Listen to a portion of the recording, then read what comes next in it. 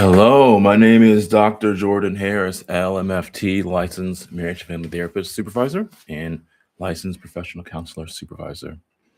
And my specialty is breaking down sessions of expert therapists so we can learn to do what they do. And today we're watching a young Carl Rogers work with a single mom. To this point, we've seen Rogers work with this mom who's really concerned about how do I talk to my daughter about sex and the fact that I'm dating again. So let's dive in. I was affected as a child. And the minute that comes up, then I'm all haywire.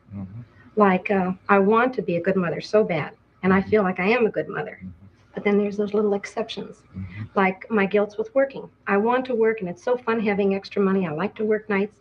The minute I think I'm not being real good to the children or giving them enough time, then I start feeling guilty again.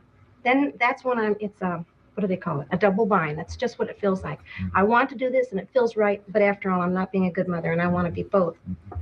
I'm becoming more and more aware of what a perfectionist I am. That's what it seems like. I want to be so perfect. Either I want to become perfect in my standards or not have that need anymore. Or I guess I hear it a little differently that what you want is to seem perfect. That it means it's a great matter of great importance to you to be a good mother, and you want to seem to be a good mother even if some of your actual feelings differ from that. Does that catch Gee, you? I don't feel like I'm saying that. No, All right, that isn't what okay. I feel, really. So this is a really big moment. Um, as I said earlier, my specialty is in analyzing tape.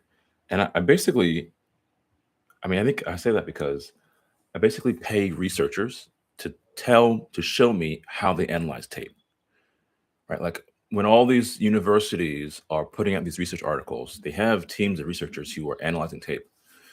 And that's and they have these ways of doing that to see what processes work the best with what people.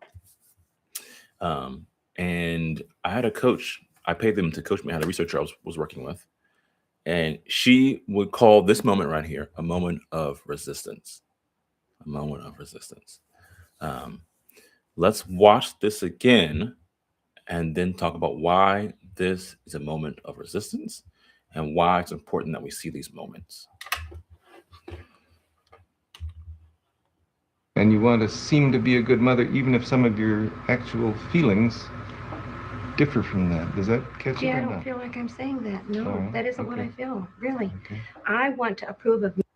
So this is a moment of resistance because the client is essentially saying no.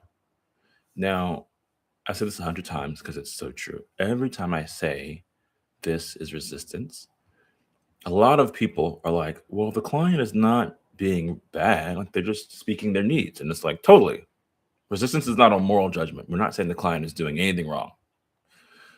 What we mean is that the client is saying, no, therapist, that doesn't fit for me. Sometimes people are like, well, he's just trying to reflect. And I go, absolutely. Again, we're not saying the therapist did anything wrong. Resistance only means, in this body of research, resistance only means the client is saying no in any form to what you're offering them. And it's not even important that you use the word resistance.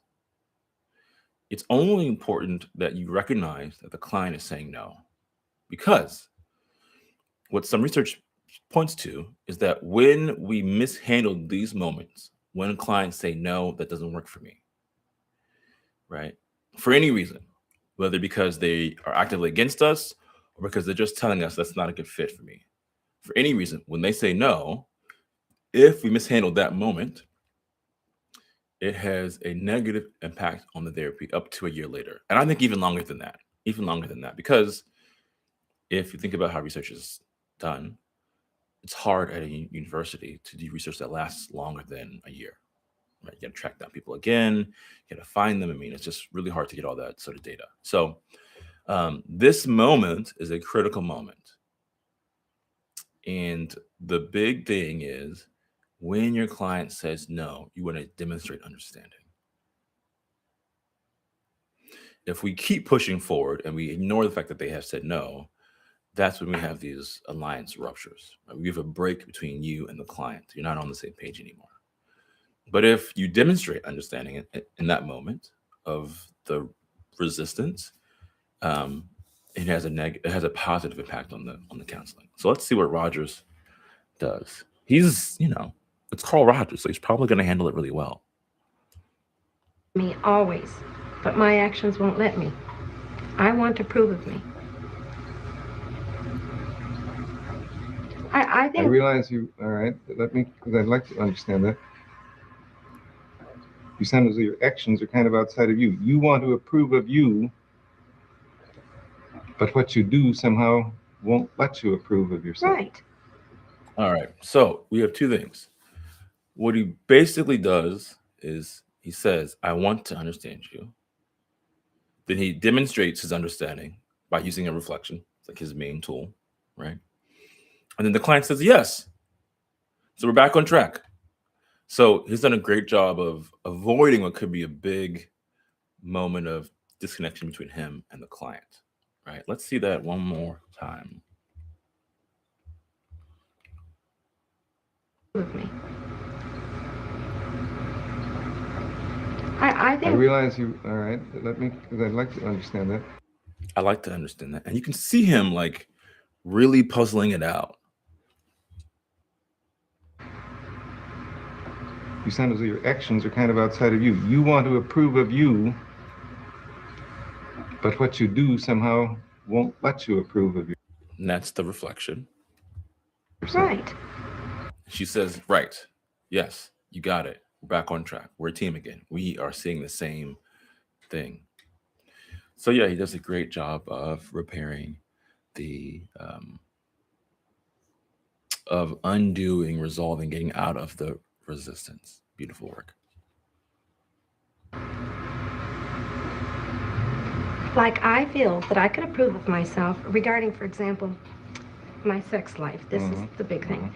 If I really fell in love with a man and I respected him and I adored him, I don't think I'd feel so guilty going to bed with him. And I don't think I'd have to make up any excuses to the children because they could see my natural caring for him. But when I have the physical desire and I'll say, oh, well, why not? And I want to anyway, then I feel guilty afterwards. I hate facing the kids. I don't like looking at myself, and I rarely enjoy it. And this is what I mean. If the circumstances would be different, I don't think I'd feel so guilty because I'd feel right about it. Yeah, I guess I hear you saying if what I was doing when I went to bed with a man was really genuine and full of love and respect and so on, I wouldn't feel guilty in relation to Pam. I wouldn't. I really would be comfortable about the situation. That's how I feel, yes. I mean, she's saying yes so much, right? She's totally agreeing with him as he's reflecting back with her. She's basically saying, you get me, therapist. You get me, which, I mean, is like Roger's core skill is in really showing clients that he is really present.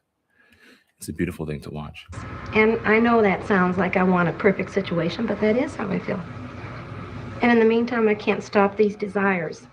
I've tried that also. I've tried saying, okay, I don't like myself when I do that, so I won't do it anymore. But then I resent the children. I think, why should they stop me from doing what I want? And it's really not that bad.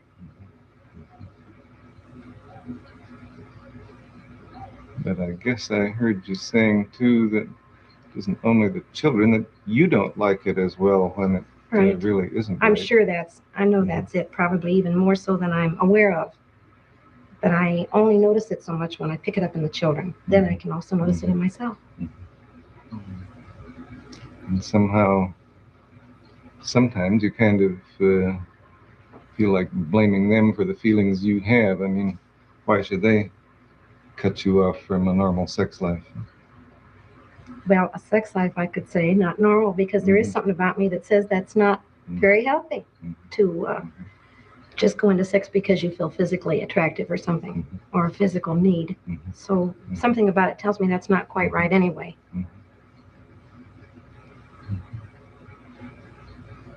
So that you feel really that at times you're acting in ways that are not in accord with your own inner standards. Right. But then you were also saying a minute ago, but you feel you can't help that either. I wished I could. That's it. And I can't. Now I feel like I can't control myself as well as I could have before for a specific reason. Now I can't. I just let go, and there's too many things I do wrong that I have to feel guilty for, and I sure don't like that. I think that's a really powerful thing for her to say. There's too many things that I feel guilty for, and I sure don't like that. I mean, she obviously has a lot of self-criticism about her sex life, and that's a tricky thing because on the one hand, it's her values and her standards, right? And if she wants to um, have sex with these guys, that's fine. There's nothing wrong with that. And if she doesn't want to, that's also fine. It really comes down to her own values. But I mean, there's definitely this sort of self-critical part here where she's really judging herself. Look, we'll keep doing these. My name is Dr. Jordan Harris, for those of you who didn't catch that at the beginning. And I do this sort of breakdowns regularly. This is like my specialty. So if you enjoy these sort of breakdowns, go to my website, Dr. or Jordan the Counselor / subscribe, and you'll be added to my wait list, to my email list. And I'll send these sort of reviews out regularly so you can get these sort of analysis in your inbox and learn more about how to become a better therapist and help more people in situations just like this. All right. See you soon.